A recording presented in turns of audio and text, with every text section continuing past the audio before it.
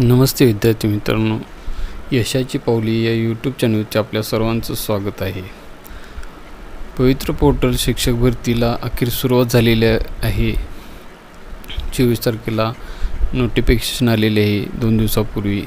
त्या नोटिफिकेशनबद्दल प्रेफरन्स कसे जनरेट करायचे, काय सूचना आहेत, त्या सर्व गोष्टींचा आपण डिटेलमध्ये या व्हिडिओच्या माध्यमातून माहिती घेणार आहोत. पोर्टलवरती पाहू शकता की कॅन्डिडेटच्या सूचना आलेल्या आहे 24/4/2025 रोजी. आणखीन वेगवेगळ्या संस्थांच्या ह्या पाहू शकता तुम्ही की डिटेल्समध्ये विथ इंटरव्ह्यूच्या, विदाऊट इंटरव्ह्यूच्या ह्या जागा आलेल्या आहेत. आणखीन मग त्यामध्ये डिटेल्समध्ये त्या संस्था कोणकोणत्या आहेत ह्या देखील आपण पाहणार आहोत. परंतु आज आपण ह्या व्हिडिओच्या माध्यमातून नोटिफिकेशन काय आलेले आहे त्याचा आपण अभ्यास करणार आहोत किंवा त्याबद्दल जाणून घेणार आहोत.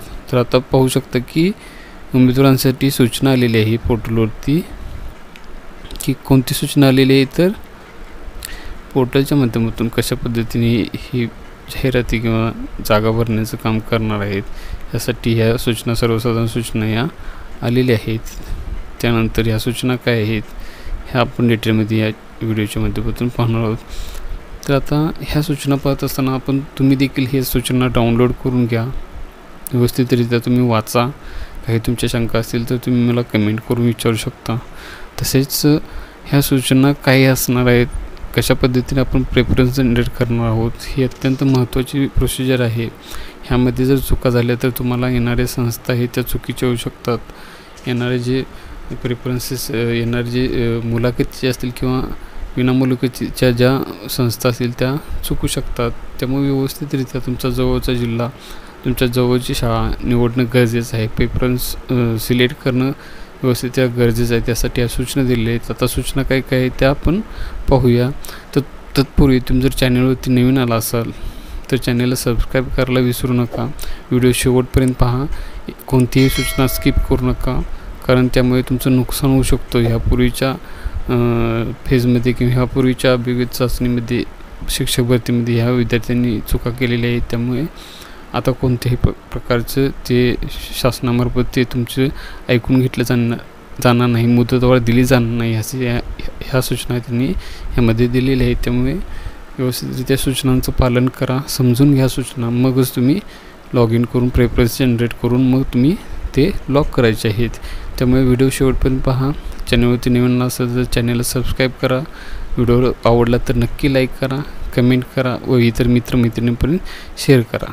चला व्हिडिओला सुरुवात करूया. आता पहिली सूचना काय आहे तर शिक्षक अभियोगिता चाचणी ही कोणत्या तारखेला घेण्यात आलेली आहे ती सांगितलेली आहे. तर 22/2/2023 ते 3/3/2023 या कालावधीमध्ये ही शिक्षक अभियोगिता चाचणी घेतलेली आहे. त्यासाठी 2,49,730 इतके विद्यार्थी बसले होते. आणखीन त्यापैकी 2,16,443 विद्यार्थ्यांनीच ही परीक्षा दिलेली आहे, अशी ही सूचना आहे पहिली.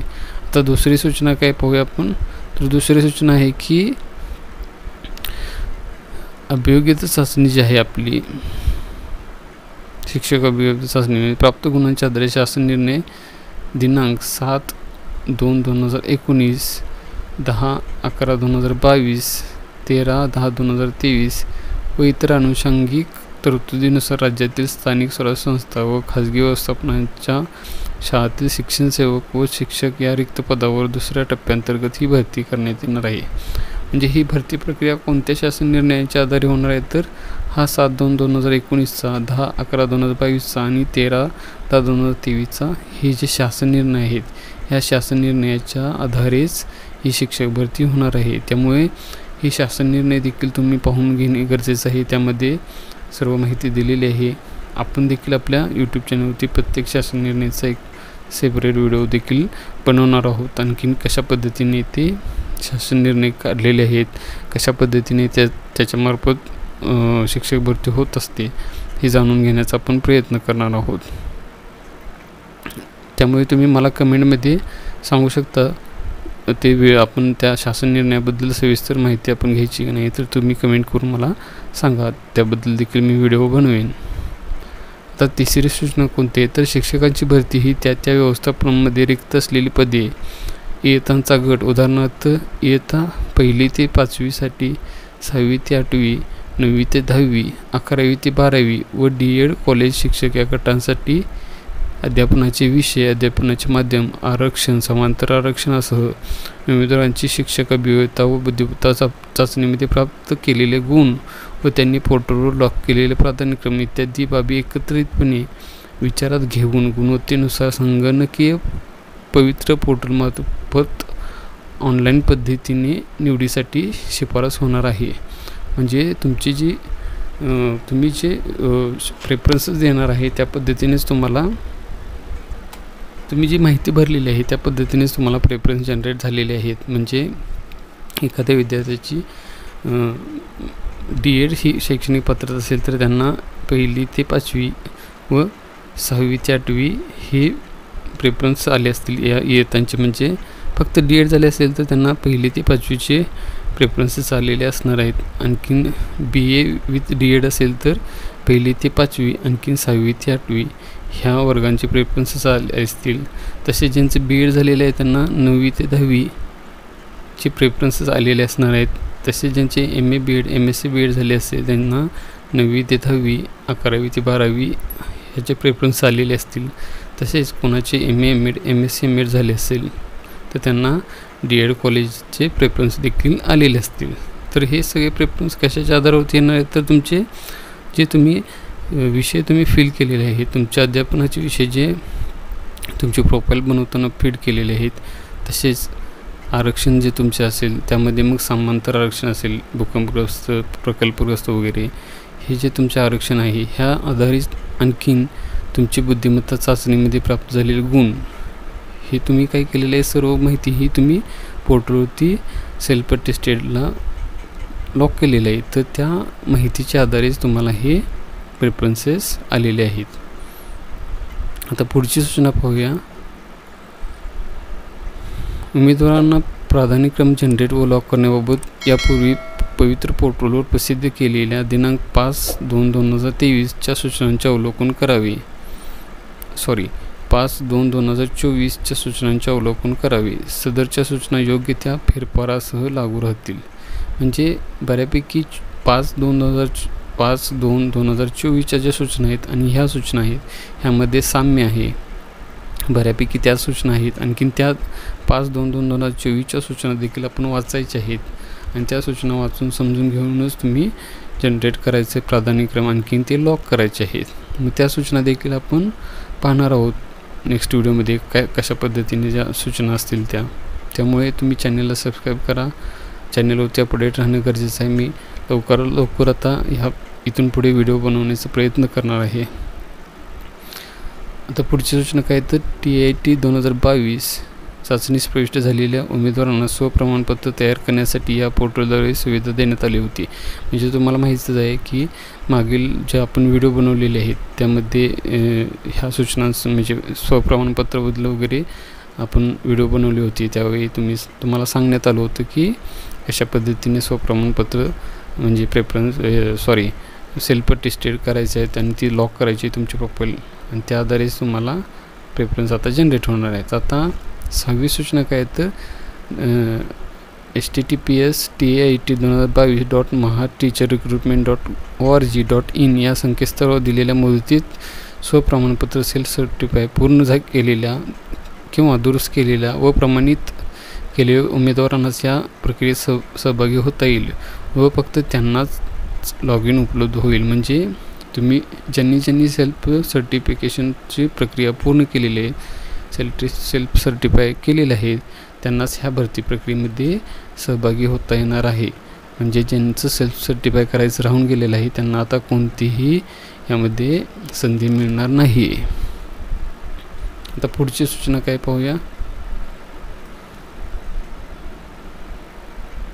7वी सूचना पाहूया. तर उमेदवारांना प्राधान्यक्रम जनरेट करण्याची व लॉक करण्याची सुविधा दिनांक 25/4/2025 ते दिनांक 2/5/2025 या कालावधीत उपलब्ध करून देण्यात येत आहे. म्हणजे 25 एप्रिलपासून 2 मेपर्यंत आपल्याला हे प्रेफरन्सेस जनरेट करून लॉक करायचे आहे. ह्यानंतर मुदतवाढ मिळेल का नाही हा भाग पुढचा आहे, परंतु शक्यतो मुदतवाढच्या वगैरे तुम्ही नादाला लागू नका. लवकरात लवकर तुमचे प्रेफरन्स जनरेट करा. सूचना व्यवस्थित वाचून घ्या. मी सविस्तरमध्ये ते समजावून सांगतोय. लक्ष देऊन ऐकून घ्या, वाचून घ्या, समजून घ्या. काही शंका असतील तर विचारा. आणखीन शेवटच्या दिवसापर्यंत वाट पाहू नका, कारण शेवटच्या दिवसाला सर्व्हरवरती लोड येतो, सर्व्हर डाऊन होण्याचे वगैरे चान्सेस असतात. त्यामुळे त्यांनी सांगितलं आहे की लवकरात लवकर तुम्ही प्रेफरन्स जनरेट करा, आणखीन लॉक करून सोडा. आता पुढची सूचना काय पाहूया. तर पोर्टलवर उपलब्ध करून दिलेल्या जाहिरातींचा उमेदवारांनी अभ्यास करावा. सदर जाहिरातीतील उमेदवारांना संकेतस्थळावरील होम पेजवर डाउनलोड या मेनूमध्ये पाहता येतील. मुलाखतीशिवाय विदाऊट इंटरव्ह्यू व मुलाखतीसह विथ इंटरव्ह्यू या 2 प्रकारच्या जाहिराती स्वतंत्रपणे उपलब्ध आहेत. म्हणजे जी आपली आता वेबसाईट आहे ही, ह्यामध्ये काही ते डाउनलोड हा जो ऑप्शन आहे त्या ह्या डाउनलोड ऑप्शनवरती गेल्यानंतर हे बघा संस्थांची ही लिस्ट आहे. विथ इंटरव्ह्यूचे आहेत, विदाऊट इंटरव्ह्यू, ह्या विथ इंटरव्ह्यूचे आहेत, त्यानंतर विदाऊट इंटरव्ह्यूचे आहेत, काही DED कॉलेजचे आहेत, काही जिल्हा परिषदेचे आहेत. ह्या तुम्ही पाहून घ्यायचे, डाउनलोड करायचे आहेत. डाउनलोड करून त्या प्रत्येक संस्था तुमच्या कॅटेगरीशी संबंधित ज्या संस्था आहेत त्या कोणकोणत्या आहेत, एक तुम्ही पेज घ्यायचं आहे किंवा तावावरती किंवा वहीवरती तुम्ही लिहून काढा कोणकोणत्या संस्था आहेत, तुमच्या जवळच्या संस्था कोणत्या आहेत. हे तुम्हाला स्वतः करावंच लागणार आहे. हे तुम्ही करूनच मगच प्रेफरन्स द्यायला बसायचं आहे.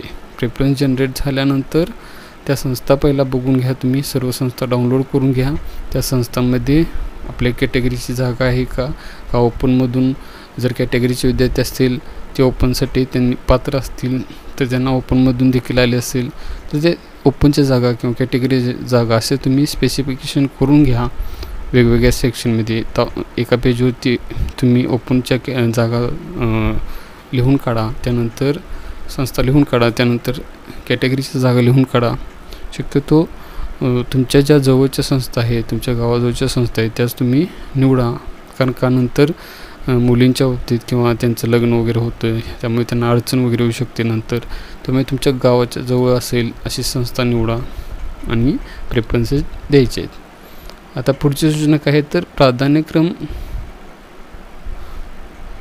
प्राधान्यक्रम जनरेट करून ते लॉक करण्यासाठी उमेदवारांना user manual for preference generation TIT 2022 या नावाने होमपेजवर युजर मॅन्युअल या मेनूमध्ये उपलब्ध करून देण्यात आलेले आहे. म्हणजे तुम्हाला काय करायचं आहे तर प्राधान्यक्रम जनरेट करण्यासाठी तुम्हाला सूचना दिलेल्या आहेत, युजर मॅन्युअल दिलेलं आहे, तर ते पाहून घ्यायचं आहे. तर होमपेजवरती पाहूया. आता कुठे होमपेजवरती आता इथे युजर मॅन्युअल आहे. आता हे जे युजर मॅन्युअल आहे हे आपण डाउनलोड करायचं आहे. ते युजर मॅन्युअलमध्ये तुम्ही हे पाहू शकता कशा पद्धतीने तुम्ही युजर मॅन्युअल म्हणजे कशा पद्धतीने हे प्रेफरन्स जनरेट करायचं बघा. इथे आहे 5 फेब्रुवारी 2024. आणखीन हे सेल्फ सर्टिफिकेशनचं आहे, परंतु हे जे प्रेफरन्सेसचं युजर मॅन्युअल आहे ते डाउनलोड करायचं आहे. तुम्ही ते डाउनलोड करून ते पाहू शकता कशा पद्धतीने ते डाउनलोड करायचं आहे. ते डाउनलोड करून ते आपण पाहू शकतो. ते युजर मॅन्युअल डाउनलोड करून आपण ते वाचून घ्यायचे आहेत. कशा पद्धतीने यामध्ये माहिती दिलेली आहे ही सर्व डिटेलमध्ये माहिती त्यांनी दिलेली आहे. म्हणजे कशा पद्धतीने तुम्ही प्रेफरन्सेस जनरेट करायचे आहे ती सर्व डिटेलमध्ये माहिती आहे युजर मॅन्युअलमध्ये दिलेली आहे. तुमच्याकडे PC लॅपटॉप असेल तर त्यावरती देखील पाहू शकता किंवा तुम्ही मोबाईलवरती देखील हे पाहू शकता युजर मॅन्युअल. ह्यामध्ये व्यवस्थित जे त्यांनी सांगितलेलं आहे पहा, OTP वगैरे कसा येतो, कॅप्चा कसा भरायचा आहे, ते सर्व ह्यांनी ह्या युजर मॅन्युअलमध्ये सर्व माहिती दिलेली आहे. त्यामुळे तुम्हाला काही वेगळं असं काही करायचं नाही. तुम्ही व्यवस्थितरित्या ते भरा, युजर मॅन्युअल वाचा. तुम्ही कशा पद्धतीने स्टेप बाय स्टेप भरायचे, प्रेफरन्स जनरेट करायचे हे युजर मॅन्युअलमध्ये दिलेले पहा. संस्था कशा येतात, प्रेफरन्सेस कसे येतात हे युजर मॅन्युअलमध्ये परफेक्टली त्यांनी दिलेलं आहे. ते युजर मॅन्युअल तुम्ही वाचून घ्यायचं आहे. आता पुढची सूचना पाहूया. उमेदवारांना लॉग इन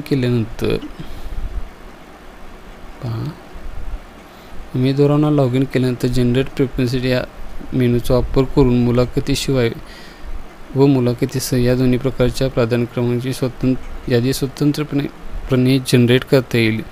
प्राधान्यक्रम जनरेट केल्यानंतर जनरेट झालेल्या प्राधान्यक्रमाबाबत आवश्यक ती खात्री उमेदवारांना करता येईल. म्हणजे तुम्ही जे प्रेफरन्स जनरेट करणार आहे त्यामध्ये विथ इंटरव्ह्यूच्या जागा असणार आहेत आणखी विदाउट इंटरव्ह्यूच्या. मग ते तुम्ही विदाउट इंटरव्ह्यू आणि विथ इंटरव्ह्यू वेगवेगळ्या जे प्रेफरन्स जनरेट होतील त्या संस्था देखील तुम्ही पाहून घ्या, डाउनलोड करा. संस्था आपल्या कॅटेगरीची जागा आहे का, किंवा टेक्निकल इश्यू देखील होऊ शकतात. कधी टेक्निकल इश्यू असतात, एखाद्या दुसऱ्या कॅटेगरीची जागा आहे त्यांनी आपण ती जर चुकून भरली सुरुवातीलाच आणि ज्यावेळी आपल्याला अपॉइंटमेंट मिळालं समजा विदाउट इंटरव्ह्यू, तर ती आपल्याला त्या ठिकाणी आपल्याला आपल्या कॅटेगरीज नसल्यामुळे ती संधी हुकणार आहे. त्यामुळे व्यवस्थितरित्या आपणच चेक करायचं आहे आपल्या कॅटेगरीची जागा आहे का.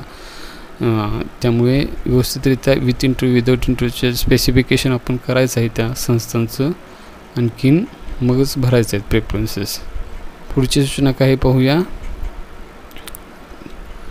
तर मुलाखतीशिवाय व मुलाखतीसह या दोन्ही प्रकारच्या पर्यायासाठी प्राप्त उमेदवारांना प्राधान्यक्रम जनरेट होतील.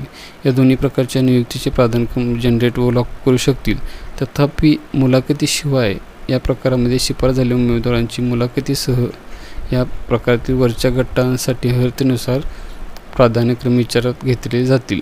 म्हणजे याचा अर्थ काय, तर तुम्हाला प्रेफरन्स जनरेट करायचे आहेत आणि ते जनरेट केल्यानंतर लॉक करायचे आहेत. परंतु जर तुमचं विदाउट इंटरव्ह्यूसाठी तुमची जर शिफारस झाली, आणखीन तुम्हाला ती संस्था समजा लांबची कुठली मिळाली, म्हणजे आता तुम्ही राहताय सातारा जिल्ह्यामध्ये, तुम्हाला जर मिळालं असेल विदर्भातील एखादी कुठली शाळा मिळाली असेल किंवा जिल्हा परिषद मिळाली असेल, तर तुम्ही मग विथ इंटरव्ह्यूसाठी मग तुम्ही वरच्या वर्गासाठी तुम्ही ॲप्लाय करू शकणार आहे. म्हणजे वरचा वर्ग म्हणजे कसं, तर तुम्हाला जिल्हा परिषदला जर तुम्हाला सिलेक्शन झालं विदाउट इंटरव्ह्यूला, तर विथ इंटरव्ह्यूला तुम्हाला माध्यमिकसाठी सिलेक्शन होऊ शकते किंवा उच्च माध्यमिकसाठी. जर तुमची शैक्षणिक पात्रता तेवढी असेल तर, फक्त तुमचं डी एडच झालेलं असेल तर मग तुम्हाला फक्त आहे तिथंच संस्थेत विदाउट इंटरव्ह्यू मिळाली तिथं तुम्हाला जॉईन होणे गरजेचं आहे.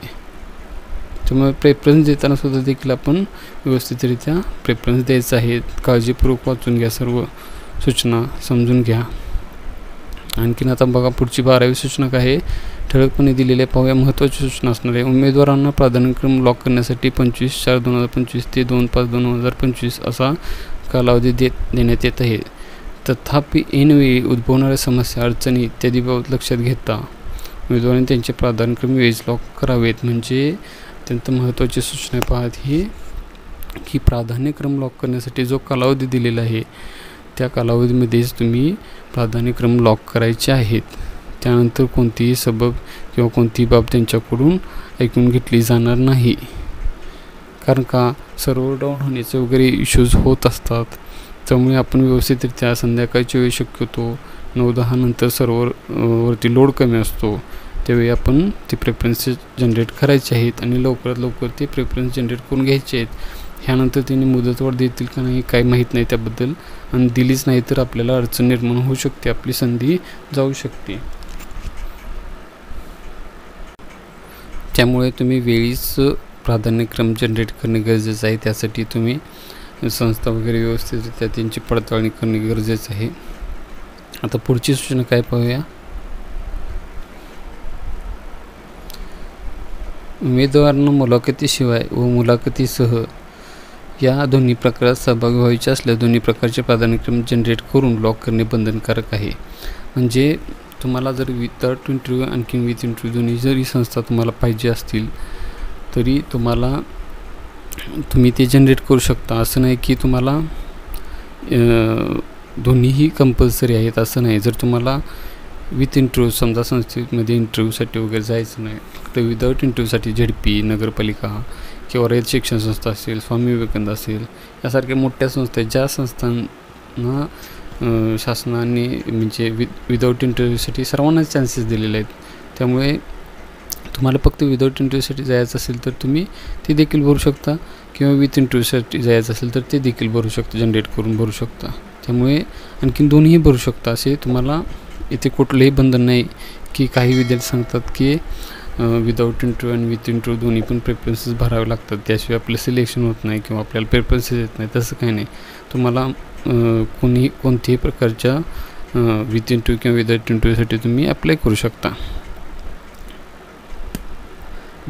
आता पुढची सूचना पाहूया. जे उमेदवार विहित मुदतीत प्राधान्यक्रम जनरेट करून लॉक करणार नाही ते उमेदवार निवडीच्या कोणत्याही टप्प्यात विचारात घेतला आहे. म्हणजे जे उमेदवार समजा जनरेट करून प्राधान्यक्रम लॉक करणार नाहीत, आणखीन जर त्यांचं काही कारणास्तव राहिलेलं असेल तर त्यांची कोणतीही गोष्ट ऐकून घेतली जाणार नाही. कारण का आता तुम्हाला जो कालावधी दिला आहे 25 तारखेपासून 2 तारखेपर्यंत, त्या वेळेमध्येच तुम्हाला ते करायचे आहेत.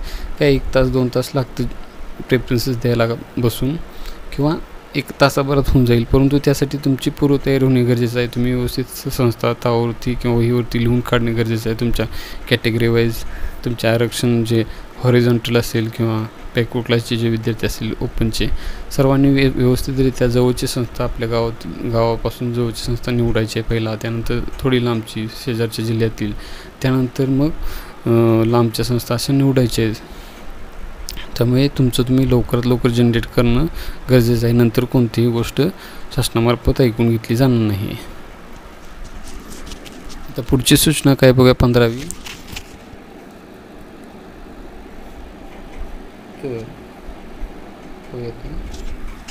प्राधान्यक्रम जनरेट करून लॉक करण्यासाठी उमेदवारांनी स्वतःच्या शैक्षणिक, व्यावसायिक व इतर अर्थेनुसार प्राधान्यक्रम जनरेट झाले असल्याची खात्री करावी. काही तांत्रिक बाबीमुळे अपवादात्मक प्रकरणी जनरेट झालेले प्राधान्यक्रम उमेदवारांच्या शैक्षणिक, व्यावसायिक अर्थेशी सुसंगत नसतील तेथे अपात्र उमेदवारांची निवडीसाठी मुलाखतीसाठी शिफारस होणार नाही. त्यामुळे असे प्राधान्यक्रम उमेदवारांना लॉक करू नये. असे केल्यास व परिणामी उमेदवार पात्र नसलेल्या पदावर नियुक्ती मुलाखतीसाठी शिफारस झाल्यास त्यास उमेदवार जबाबदार राहील. म्हणजे बघा, मी मगाशी सांगितल्याप्रमाणे काही टेक्निकल इश्यूमुळे कधी होऊ शकतं, असं झालेलं आहे बऱ्यापैकी विद्यार्थ्यांचं की SCचा विद्यार्थी आहे, त्याला VJची जागा दिसलेली आहे, जनरेट झालेली आहे, तर त्यांनी खात्री करायची आहे, क्रॉस चेकिंग करायचं आहे. तुम्हाला जे प्राधान्यक्रम आलेले आहेत ते तुम्ही जाऊन इकडं हे जे डाउनलोड करायला सांगितलेलं आहे त्यांनी वेबसाईटवरती, त्यांच्या ह्या पवित्र पोर्टलवरती ही डाउनलोड सेक्शन आहे. ह्या ज्या संस्था आहेत सगळ्या जवळपास 1 GB 1.5 GBच्या आसपास आहेत हा डाटा पूर्णपणे. तर हा तुम्ही स्वतः जाऊन चेक करायचं आहे. तुम्हाला जे प्रेफरन्सेस आलेले आहेत ते, तुम्ही जर ओपनचे असाल तर ओपनचे जागा आहेत का त्या संस्थेमध्ये, किंवा जर तुम्ही OBCचे असाल तर OBCच्या जागा, ती जी संस्था तुम्हाला जनरेट झालेले प्रेफरन्स, ती OBCची जागा, तुमच्या विषयाची जागा, तुमच्या आरक्षणाची जागा हे आहे का हे जाऊन चेक करणं गरजेचं आहे. तुम्ही चेक करायचं आहे. काही टेक्निकल इश्यूमुळे होऊ शकतं, तर त्याची खात्री तुम्हाला स्वतः करायचं आहे. ह्यांनी काय सांगलेलं आहे हे तुमची जबाबदारी म्हणून सांगितलेली आहे. कारण का भरपूर उमेदवार आहेत, काही तांत्रिक अडचणीमुळे होऊ शकतं, चुका होऊ शकतात. त्यामुळे तुम्ही स्वतः जबाबदारीनं ती भरायचं आहे चेक करून. आणखीन जर तुम्हाला चुकून तुम्ही OBCचा असाल, VJची जागाला आली असेल आणि तुम्ही ती प्रेफरन्सेस भरला, आणखीन जर तुमची निवड झाली तर ते निवड झाल्यानंतर तुमच्याकडे तर ते कास्ट सर्टिफिकेट VJचं नसणार आहे. त्यामुळे तुमची निवड होणार नाही त्या संस्थेवरती. विदाऊट इंटरव्ह्यूसाठी समजा झालं सिलेक्शन तुमचं, तर तुम्ही प्रक्रियेतून बादच होणार आहे ना. त्यामुळे तुमची निवड पण होणार नाही आणि तुमची संधी होणार आहे. त्यामुळे तुम्ही स्वतःच्या जबाबदारीवरतीच हे सर्व काही भरायचं आहे. तर 16वी सूचना काय पाहूया. 16वी सूचना पहा.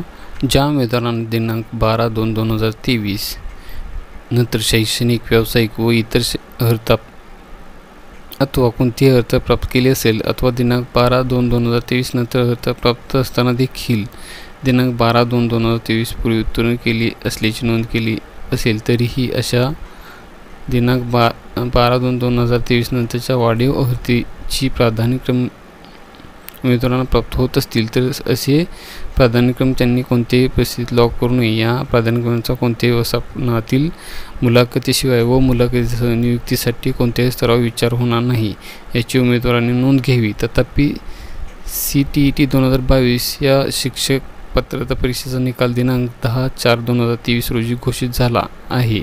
यास्तव केवळ CTET उत्तीर्ण झालेल्या उमेदवारांना प्राधान्यक्रम उपलब्ध होतील. म्हणजे काय सांगितलं, मागील सूचनेमध्ये देखील सांगितलं होतं त्यांनी, जेव्हा प्रेफरन्स लॉक करायची होती, आपल्याला संधी दिली होती मार्च महिन्यामध्ये, तर त्यावेळी देखील त्यांनी सांगितलं होतं की तुमचे प्रेफरन्सेस जे लॉक करणार आहे, तुमची जी माहिती एडिट करायची संधी दिली होती, तर त्यांना सांगितलं होतं की 12/2/2023 पूर्वीची तुमची जे शैक्षणिक पात्रता असेल तर तीच फक्त यामध्ये नमूद करायची आहे. आणखीन जर 12/2/2023 नंतरची जी शैक्षणिक पात्रता तुमची असेल, एखादी तुम्ही परीक्षा पास झाला असाल, TET पास झाला असाल, सेंट्रल TET पास झाला असाल, तर ती भरायची नाही. आता सेंट्रल TETचं त्यांना सांगितलेलं आहे की सेंट्रल TET ही डिसेंबर 2022 झाली होती, त्यामुळे त्याचा निकाल 10/4 म्हणजे 10 एप्रिल 2023 लागला होता. त्यामुळे सेंट्रल TETची तुम्ही माहिती भरू शकता. जर त्या 10/4/2023 रोजी जी निकाल लागला होता त्यावेळी जर तुम्ही पास झाला असाल तर ती माहिती तुम्ही भरू शकता इथे. परंतु जर तुमची शैक्षणिक पात्रता 12/2/2023 नंतरची असेल आणि तुम्ही जर नजर चुकीने किंवा हेतुपुरस्पर जर तुम्ही माहिती खाडाखोड करून जर माहिती तुमच्या फॉर्मवरती, तुमच्या सर्टिफिकेटवरती जर एडिट करून तुम्ही जर माहिती भरली आणि ती जेव्हा कागदपत्र पडताळणी होते तेव्हा जर त्यामध्ये तुमची माहिती सापडली तर तुमच्यावरती फौजदारी गुन्हा दाखल होऊ शकतो. असे प्रकरण झालेले आहेत आणि त्या उमेदवारांना आता येणाऱ्या शिक्षक भरती प्रक्रियेमधून त्यांना डिस्क्वालिफाय केलेलं आहे, त्यांना संधी दिलेली नाही, त्यांच्यावरती कारवाई सुरू आहे. त्यामुळे तुम्ही तुमची माहिती भरताना काही चुकू नका. काही त्यामध्ये एडिट करायचं असेल तर ती व्यवस्थितरित्या तुम्ही पहा की 12/2/2023 पूर्वीची तुमची पास झालेली शैक्षणिक पात्रता असणे गरजेचं आहे. आणि चुकून जर तुम्हाला जर असे प्राधान्यक्रम आले की 12/2/2023 नंतरचे वाढीव अर्हतेबाबतचे जर तुम्हाला प्राधान्यक्रम आले असतील तर ते देखील तुम्ही लॉक करू नका. कारण का, तर ते लॉक केले तर तुमचं कागदपत्र पडताळणीमध्ये तुमचा विचार केला जाणार आहे. त्यामध्ये मुलाखत असेल किंवा मुलाखती विदाऊट मुलाखत असेल त्यामध्ये तुमचा विचार केला जाणार नाही. तुम्ही जेव्हा डॉक्युमेंट व्हेरिफिकेशन होणार आहे त्यावेळी तुम्ही ह्या प्रक्रियेतून बाहेर पडणार आहात. त्यामुळे तुम्ही व्यवस्थितरित्या माहिती फिल करा, एडिट करा व्यवस्थितरित्या. आता पुढची सूचना पाहूया.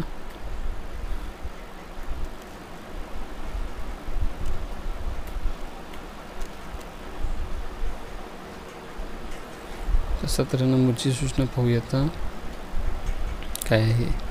तर 17 नंबरची सूचना पहा. उमेदवारांनी स्वप्रमाणपत्रामध्ये नमूद केलेल्या माहितीच्या आधारे प्राधान्यक्रम जनरेट होतील. स्वप्रमाणपत्रामध्ये चुकीची माहिती नोंद झाल्याचे उमेदवारांचे निदर्शन आल्यास व त्यामुळे प्राधान्यक्रम जनरेट झाल्यास त्यांनी असे प्राधान्यक्रम लॉक करू नये, जेणेकरून त्यांच्या नियुक्तीच्या कोणत्याही टप्प्यावर अडचण किंवा गैरसोय होणार नाही. आता ज्या विद्यार्थ्यांचे समजा स्वप्रमाणपत्रामध्ये माहिती चुकीची भरली गेलेली आहे, म्हणजे विषय वगैरे तुमचं चुकून समजा तुमचा मराठी विषय, इंग्रजी विषय वगैरे भरला गेला आहे आणि त्यासंबंधित जर तुम्हाला प्रेफरन्स जनरेट झाली तर ते प्रेफरन्स तुम्ही लॉक करू नका, जेणेकरून तुमची अडचण होणार नाही किंवा गैरसोय होणार नाही. समजा तुम्हाला नियुक्ती मिळाली, समजा तुमचा विषय आहे इंग्रजी आणि तुमच्याकडून चुकून समजा मॅथ्स विषय भरला गेला आहे किंवा दुसरा कोणताही विषय भरला गेला आहे किंवा तुमची जर समांतर आरक्षण असताना देखील समांतर आरक्षणाबद्दल प्रकल्पग्रस्त किंवा भूकंपग्रस्त वगैरे माहिती भरली गेलेली आहे, तुमच्याकडे त्याचं सर्टिफिकेट देखील नाही, तर ती माहिती जर भरली गेली आणि तसं जर तुम्हाला एखादी संस्था आली की बाबा प्रकल्पग्रस्ताची जागा आहे, तुमची STची जागा आहे किंवा OBCमधून प्रकल्पग्रस्ताची जागा आहे आणि तुमच्याकडून तो भरला गेला आहे माहिती चुकीची, तर तो प्रेफरन्स तुम्ही स्किप करा, तो भरू नका, जनरेट करू नका किंवा तो प्रेफरन्स तुम्ही जनरेट झाला जरी असेल तरी देखील तो प्रेफरन्स देऊन लॉक करू नका. जे तुमचे ॲक्च्युअलमध्ये जी माहिती खरी आहे त्यासंबंधी जे प्रेफरन्सेस आलेले आहेत तेच तुम्ही लॉक करणे गरजेचं आहे. तसं का करायचं आहे तर तुम्ही ह्या ठिकाणी सुद्धा तेच आहे की तुम्ही कागदपत्र पडताळणीमध्ये तुम्ही बाद होणार आहात, बाहेर पडणार आहे, त्यामुळे तुम्ही माहिती भरू नका. आता पुढची सूचना काय तर पहा इथे, उमेदवारांना प्राधान्यक्रम जनरेट करून लॉक केल्यानंतर त्यांना प्राधान्यक्रमात बदल करायचा असल्यास पूर्वी जनरेट केलेले प्राधान्यक्रम डिलीट करून विहित मुदतीत पुन्हा प्राधान्यक्रम पुन्हा जनरेट करून लॉक करता येतील. सदर सुविधेचा वापर विहित मुदतीत उमेदवार जास्तीत जास्त 3 वेळा करू शकतील. सबब उमेदवारांनी आपली अर्हता विचारात घेऊन काळजीपूर्वक प्राधान्यक्रम लॉक करावेत. म्हणजे जर तुम्ही प्राधान्यक्रम जनरेट केले आहेत, आणखीन लॉक देखील केलेले आहेत. आता काही विद्यार्थ्यांनी गडबडीने भरलेले असतील, सूचना व्यवस्थित न वाचता, माहिती व्यवस्थित न वाचता, तरी देखील तुम्हाला आणखीन 2 संधी आहेत. म्हणजे आता तुम्ही एकदा भरला असाल तर आणखीन 2 संधी आहेत. म्हणजे तुम्ही प्राधान्यक्रम डिलीट करू शकता अजून देखील, म्हणजे 2 तारखेपर्यंत व्यवस्थितरित्या संस्था.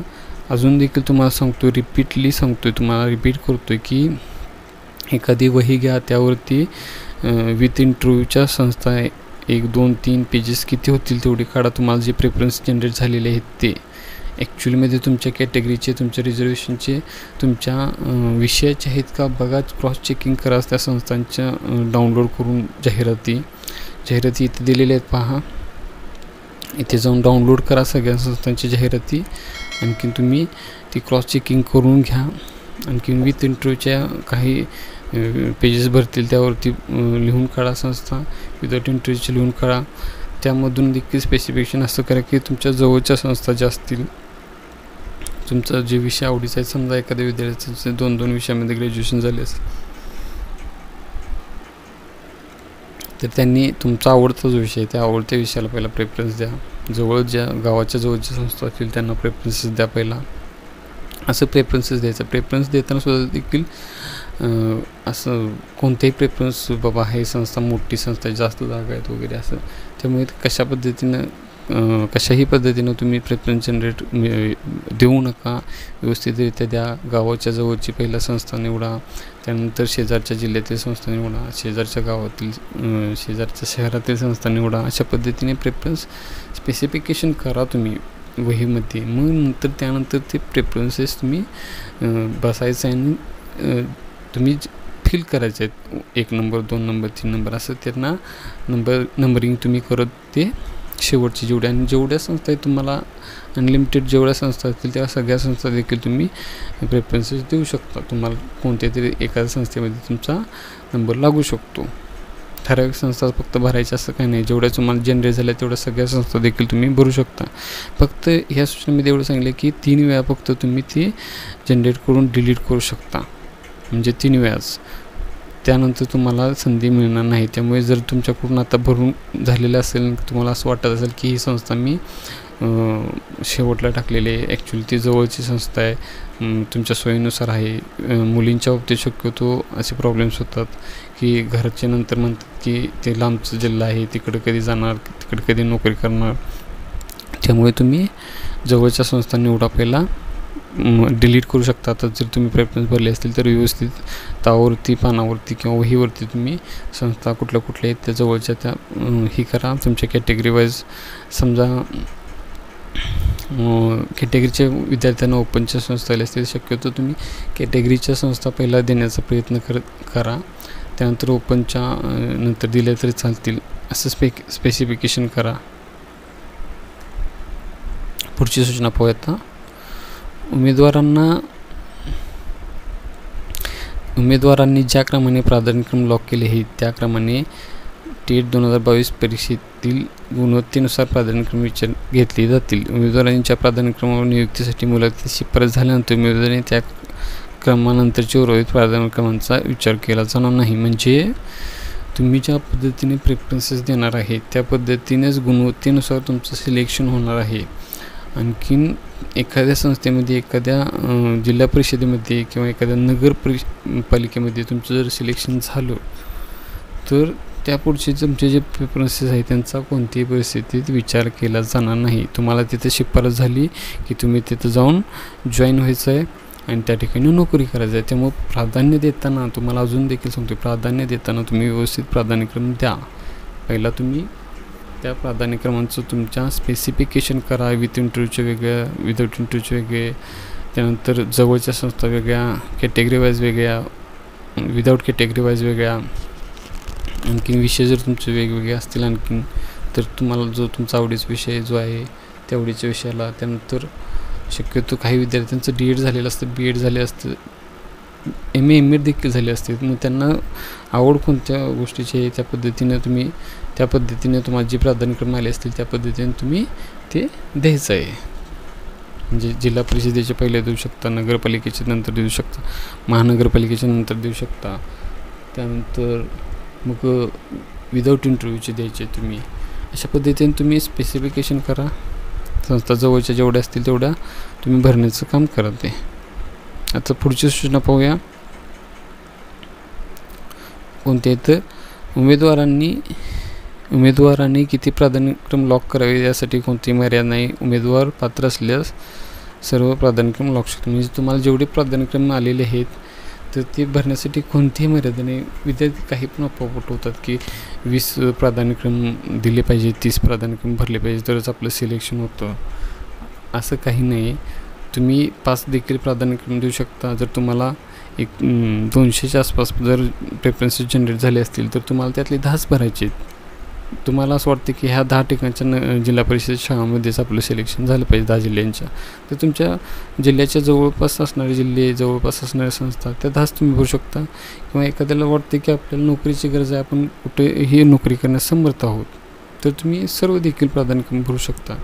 त्यामध्ये मग तुम्ही शक्यतो पहिला स्पेसिफिकेशन करताना जिल्हा परिषद, नगर परिषद, महानगरपालिका, त्यानंतर पूर्ण अनुदानित संस्था, त्यानंतर 80% असणारे अनुदान, त्यानंतर 60%, त्यानंतर 40% असणारे अनुदान, असं स्पेसिफिकेशन करा. आणि शेवटला मग जेवढं अनुदान कमी असेल किंवा अनुदानास पात्र असतील संस्था, अजून विनाअनुदानित असतील, अशा शेवटच्या त्या संस्थांचे जे प्राधान्यक्रम आहे त्यांना शेवटला द्या.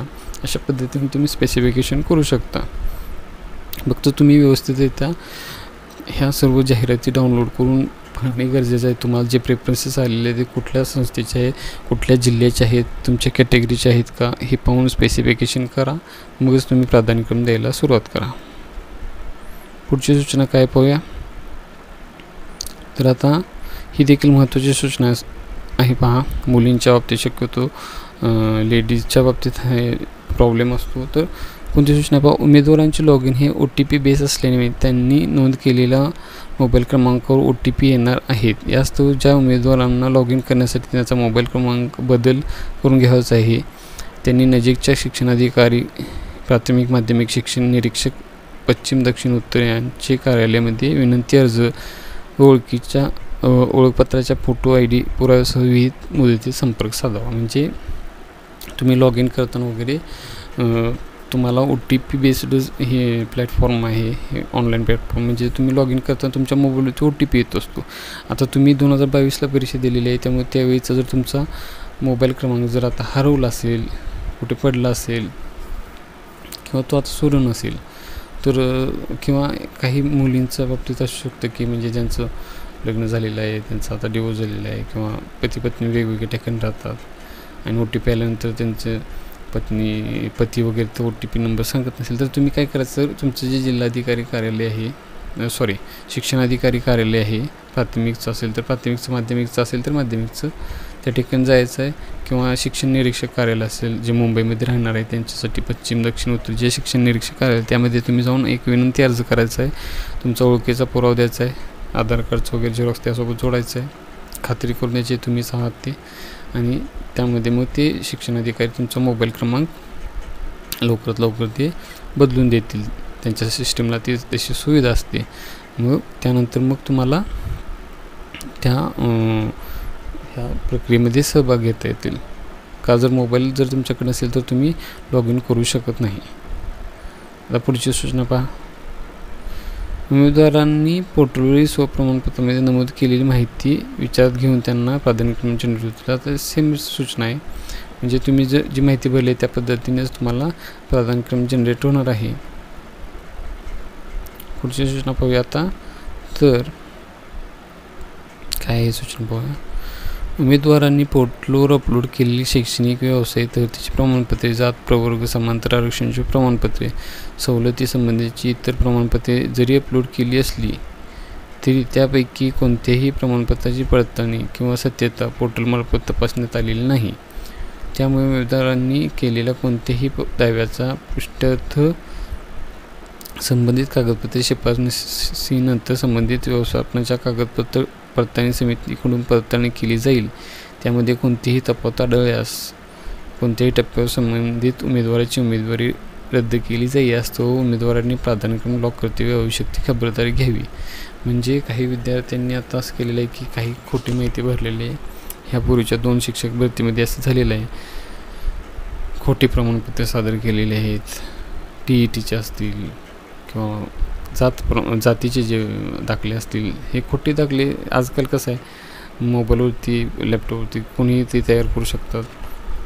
अशी खोटी कागदपत्रे सादर केलेली आहेत. मग आता हे काय होतं, व्हेरिफिकेशन जेव्हा होत असतं, जेव्हा तुमचं सिलेक्शन होतं त्यावेळी ते व्हेरिफिकेशनमध्ये ते क्रॉस चेकिंग केलं जातं. ज्या त्या कार्यालयामार्फत जे कागदपत्र दिलेले आहे त्या नंबरवरती त्या कार्यालयामार्फत ते व्हेरिफिकेशन केलं जातं. खरंच हे जातीचा दाखला ओरिजिनल आहे का, खरंच हे TETचं प्रमाणपत्र ओरिजिनल आहे का. कारण TETचे पण बोगस प्रमाणपत्र देऊन कितीतरी कॅन्डिडेट सिलेक्ट झालेले आहेत आणि त्यांची केसेस वगैरे सुरू आहे. त्यामुळे चुकीची माहिती काय भरू नका. जर भरली गेलेली असेल तुमची तर एनिवे तुम्ही कधीही स्किप करा. कारण फौजदारी गुन्हा दाखल होऊन तुमच्यावरती कायदेशीर कारवाई होऊ शकते व तुम्ही या म्हणजे कायमस्वरूपी या शिक्षण प्रक्रियेतून बाहेर पडू शकता, शिक्षण भरती प्रक्रियेतून. त्यामुळे माहिती व्यवस्थितच भरली गेली असेल. चुकून जर काही माहिती तुमची चुकली असेल तर त्या माहितीबद्दल संबंधित शिक्षणाधिकारी कार्यालयास कळवा. काही त्यामध्ये चेंजेस झाले तर होऊ शकतात, परंतु चुकीच्या माहितीच्या आधारे सिलेक्शन स्वतःचं करून घेऊ नका. आणखीन व्यवस्थितरित्या फॉर्म सबमिट करणे गरजेचं आहे तुम्हाला. पुढची सूचना पाहूया आता. उमेदवारांनी पवित्र पोर्टलवरती स्वतःचा हेतू साध्य करण्यासाठी खोटी, चुकीची, अपूर्ण माहिती दिली असेल, तसेच खरी माहिती लपवून ठेवली असेल किंवा त्यात बदल केला असेल किंवा कागदपत्र पडताळणीच्या वेळी सादर केलेल्या कागदपत्रामध्ये कुठल्याही प्रकारची खाडाखोड दिसून आल्यास किंवा ती प्रमाणपत्र बनावट असल्याचे निदर्शनास आल्यास असा उमेदवार गैरवर्तणुकीबद्दल कोणत्याही टप्प्यावर अपात्र ठरवून योग्य त्या शिक्षेस पात्र राहील. म्हणजे आता मी सांगितलं त्या पद्धतीनेच तुम्ही जर चुकीची माहिती दिली गेली असेल तर एनिवे तुम्ही स्किप करा. तुम्ही जर सापडला तर तुमच्यावरती डायरेक्ट फौजदारी गुन्हा दाखल होणार आहे. फौजदारी गुन्हा काही छोटा नाही, खूप मोठा गुन्हा आहे. त्यामुळे तुम्ही शिक्षक भरतीच काय कोणतेही तुम्ही इथून पुढे सरकारी नोकरीसाठी तुम्ही पात्र असणार नाही. तुम्हाला ब्लॅकलिस्टेड केलं जाईल. आताच जी अभियोग्यता चाचणीची जी आता नवीन नोटिफिकेशन त्याचा देखील आता व्हिडिओ आपण लवकरच बनवून अपलोड करणार आहोत. कशा पद्धतीने नोटिफिकेशन आलेले आहे, कशा पद्धतीने आपण आता फॉर्म भरायचा आहे त्याबद्दल देखील मार्गदर्शनपर व्हिडिओ आपला आता लवकरच मी अपलोड करेन. तर त्यामध्ये ब्लॅकलिस्टेड विद्यार्थ्यांची लिस्ट त्यांनी दिलेली आहे. त्या अभियोग्यता चाचणीची जी आता वेबसाईट जी आहे पुणेची आपल्या परीक्षा परिषदेची, तिथे त्या विद्यार्थ्यांनी काहीतरी अशा चुका केलेल्या आहेत. हे पुरस्पर माहिती चुकीची दिलेली आहे. त्यांच्याकडे TETचे सर्टिफिकेट नसताना देखील त्यांनी माहिती भरलेली आहे. जातीचा दाखला नसताना देखील माहिती भरलेली आहे चुकीची. म्हणजे काहीतर त्यांचा काहीतरी चुकीचा हेतू असतो, त्यामुळे त्यांनी ती माहिती भरली गेलेली असते. त्यामुळे त्या उमेदवारांना ब्लॅकलिस्टेड केलं जातं व आता फौजदारी गुन्हा त्यांच्यावरती दाखल होणार आहे.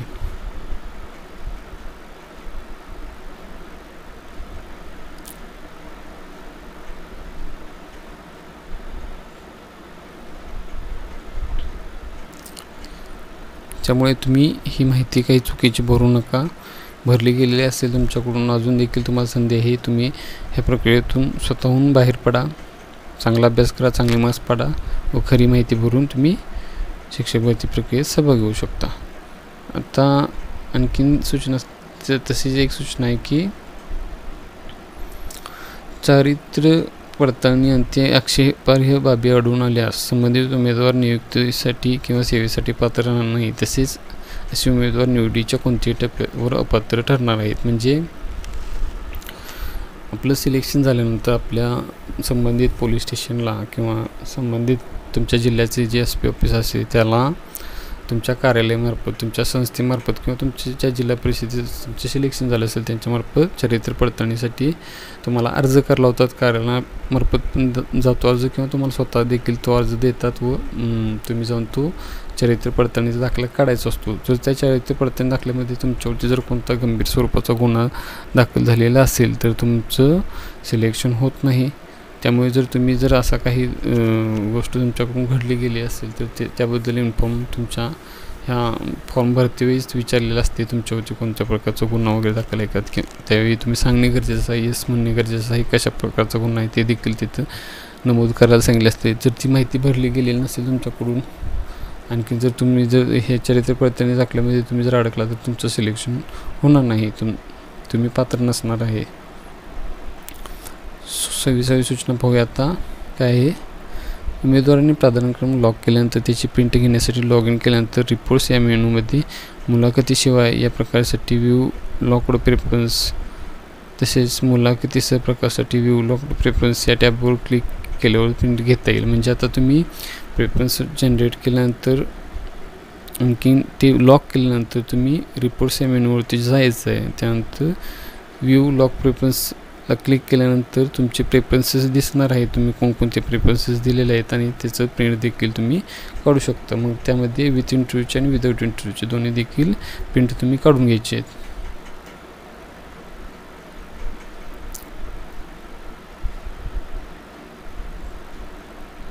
उमेदवार एकाच व्यवस्थापनातील एकापेक्षा अधिक गटांसाठी, विषयांसाठी, शैक्षणिक, व्यावसायिक व इतर अनुषंगिक अर्थ धारित करीत असल्यास त्यास त्या व्यवस्थापनाचे असे एकापेक्षा अधिक प्राधान्यक्रम उपलब्ध होतील. म्हणजे जर तुमच्याकडे जास्तीत जास्त शैक्षणिक पात्रता असेल, म्हणजे तुमचं DED देखील झालेलं आहे, BA BEd देखील झालेलं आहे, MA BEd देखील झालेलं आहे. म्हणजे जेवढी तुमची शैक्षणिक पात्रता जास्त असेल तेवढे तुम्हाला प्राधान्यक्रम देखील जास्त म्हणजे निर्माण होणार आहे, जनरेट होणार आहेत. आणि तुम्ही प्रत्येक म्हणजे माध्यमासाठी म्हणजे 1 ते 5 साठी, 6 ते 8 साठी, 9 ते 10 साठी, 11 ते 12 साठी, आणखीन DED कॉलेजेससाठी ह्या सर्वांसाठी तुम्ही अप्लाय करू शकता. असे कोणत्याही प्रकारचे बंधन नाही की तुम्ही ठराविकच कॅटेगरीसाठी अप्लाय करू शकता. आता पुढची सूचना पाहूया. मागासवर्गीय उमेदवार, आता ही महत्त्वाची सूचना पहा.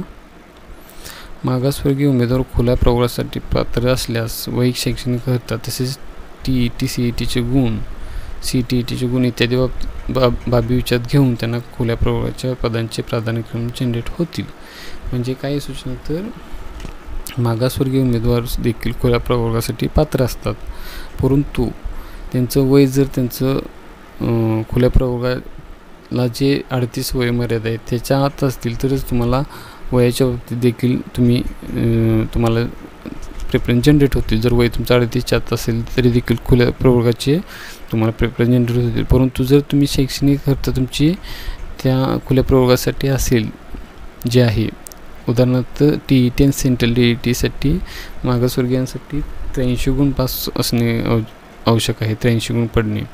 आणखीन ओपनसाठी 90 गुण आहेत. जर तुमचे सेंट्रल TETला किंवा TETला 90 गुण जर तुम्हाला मिळालेले असतील, तुमचं वय देखील कमी असेल, 38च्या आत असेल, तर तुम्ही खुल्या प्रवर्गासाठी पात्र आहेत. आणि तुमची जर मेरिट खुल्या प्रवर्गात जर मोडत असेल तर तुम्हाला जर ते प्रेफरन्स आले असतील तर तुम्ही त्यासाठी अप्लाय करू शकता, जनरेट करू शकता. परंतु जर तुमचं वय जास्त असेल, 38पेक्षा जास्त असेल किंवा TETमध्ये जर तुम्हाला 90पेक्षा काही मार्क्स असतील आणि तरी देखील जर तुम्हाला प्रेफरन्स आले असतील ओपनचे वगैरे, तर तुम्ही ते प्रेफरन्स तुम्ही लॉक करू नका. कारण तुम्ही मग परत ह्या कचाट्यामध्ये सापडू शकता की बाबा तुम्ही त्यासाठी पात्र नाही म्हणून. पुढचा बघूया काय आहे, तर शासन निर्णय दिनांक 7/2/2021 अन्वये उमेदवाराची स्थानिक स्वराज्य संस्थेतील शाळेसाठी निवड झाल्यास त्या उमेदवाराने खाजगी शैक्षणिक संस्थेमध्ये त्याच गटासाठी नियुक्तीसाठी विचार केला जाणार नाही. तसेच शासन निर्णय 13/10/2023 नुसार विविध टप्प्यामध्ये जाहिरात येणार असल्याने उमेदवाराची एकदा निवड झाल्यानंतर अशा उमेदवारांनी पुन्हा नव्याने येणाऱ्या जाहिरातीनुसार अर्ज केल्यास तो निवडीसाठी याच गुणवत्तेनुसार पूर्वी शिफारस झालेल्या गटापेक्षा वरच्या गटासाठी भरतीनुसार पात्र राहील. म्हणजे आता जो 7/2/2019 आणखी 13/10/2023चा जो GR आहे तो देखील आपण डिटेलमध्ये व्हिडिओ बनवणार आहोत. तर त्यामध्ये असं सांगितलं की नवीन JR आलेले आहेत. म्हणजे जर तुमचे आता सिलेक्शन झालेलं आहे फर्स्ट फेजमध्ये किंवा पहिल्या टप्प्यामध्ये तुमचं सिलेक्शन झालेलं आहे, तर तुमचं समजा प्राथमिकसाठी सिलेक्शन झालं आहे 1 ते 5साठी, तुमची शैक्षणिक पात्रता BA DED आहे किंवा MA BA DED आणखी BEd देखील आहे तुमचं, तर तुमचं जर 1 ते 5साठी सिलेक्शन झालेलं असेल तर तुम्हाला वरच्या वर्गासाठी आता तुम्ही अप्लाय करू शकता आणि त्यामध्ये तुमचं सिलेक्शन होणार आहे. तुम्ही जर खालच्या वर्गासाठी अप्लाय केला तर तुमचं ऑलरेडी ह्या भरती प्रक्रियेमध्ये तुमचं सिलेक्शन झालेलं आहे पहिल्या फेजमध्ये, त्यामुळे तुम्ही त्यासाठी पात्र नसणार आहे. त्याबद्दल ती दोन्ही शासन निर्णय तुम्ही वाचून घेणे गरजेचं आहे. त्यामुळे तुम्ही वरच्या वर्गासाठीच आता अप्लाय करू शकता आणि त्यामध्ये तुम्ही सिलेक्शन झालं तर तुम्ही पात्र आहात. आता शेवटचं काय आहे सूचना पाहूया. सूचना काय तर आता प्राधान्यक्रम जनरेट करणे, लॉक करणे इत्यादी काही तांत्रिक अडचणी आल्यानंतर आपण eduPavitra2022@gmail.com या मेलवरती तुम्ही संपर्क साधायचा, मेल करायचा आहे तुम्हाला.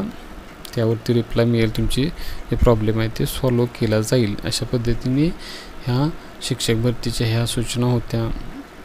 शिक्षक भरतीची ही प्रक्रिया सुरू झालेली आहे आणि अशा पद्धतीने ह्या सूचना आपण व्यवस्थितरित्या समजून घेतलेल्या आहेत. आणखीन काही तुमच्या शंका असतील तर तुम्ही कमेंट बॉक्समध्ये विचारू शकता, त्या सॉल्व करण्याचा आपण प्रयत्न करूया. बाकी पुढचा व्हिडिओ देखील आपण ही जी अभियोग्यता चाचणीची जी नोटिफिकेशन आलेली आहे आता नवीन परीक्षा परिषदेवरती, ह्या वेबसाईटवरती नाही तर परीक्षा परिषदेच्या वेबसाईटवरती आहे, त्या वेबसाईटवरती जी नोटिफिकेशन आलेली आहे की अभियोग्यता चाचणी आता आपल्याला नेक्स्ट अभियोग्यता चाचणी जी 3री आहे ती होणार आहे.